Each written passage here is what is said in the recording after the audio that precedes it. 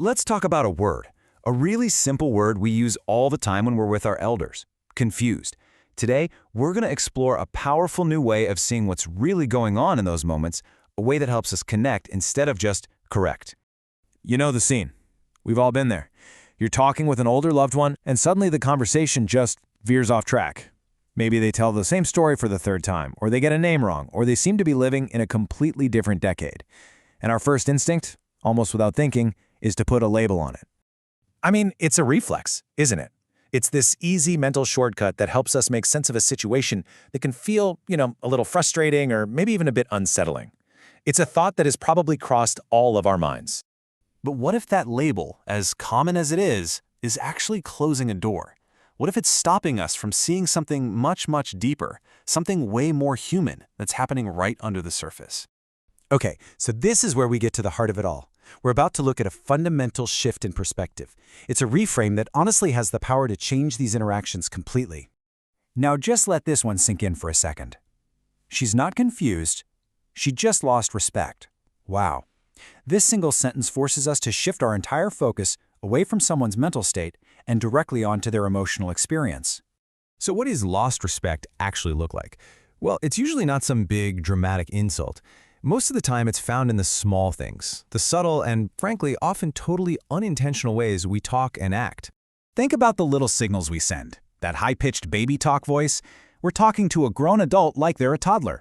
Or when we make decisions about their life, what they're eating, what they're wearing, without even asking them, we're taking away their control. When we rush their stories or just brush off their memories, we're basically saying their life experience doesn't matter anymore. And oh, the big one. Talking about them like they aren't even there. That's probably the fastest way to make someone feel totally invisible. For a person who's already feeling vulnerable, these little things pile up, and they can feel like their worst fears are coming true. All right, let's put these two perspectives right next to each other to see the massive difference this makes in the real world. On one side, we have our old label, confusion, and on the other, our new lens, a loss of respect. You're about to see how this one little shift changes absolutely everything. I mean, the difference is just night and day. If our internal thought is, they're not making sense, what do? We correct them. We argue about what's real. And that road almost always leads to frustration for everyone and a real sense of isolation.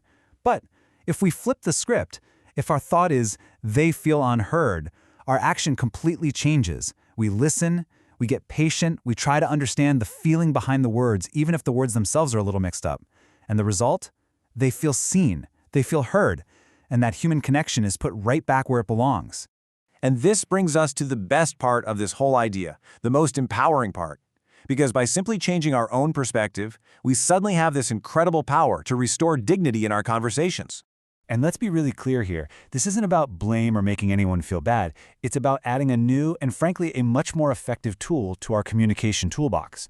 It's about making a conscious choice to put someone's emotional well-being first, ahead of our own need to be factually right in that moment. It's choosing connection over correction. So at the end of the day, this isn't just a nice theory. It's something we can actually practice every single day. So the next time you find yourself in one of those challenging conversations, here's the question I'll leave you with. How will you choose to listen?